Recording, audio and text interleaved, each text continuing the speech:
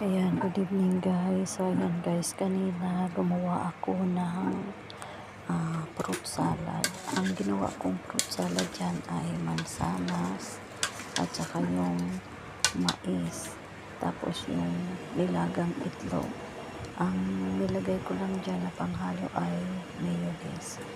Ayaw nila dito ng gatas, yung condensed milk.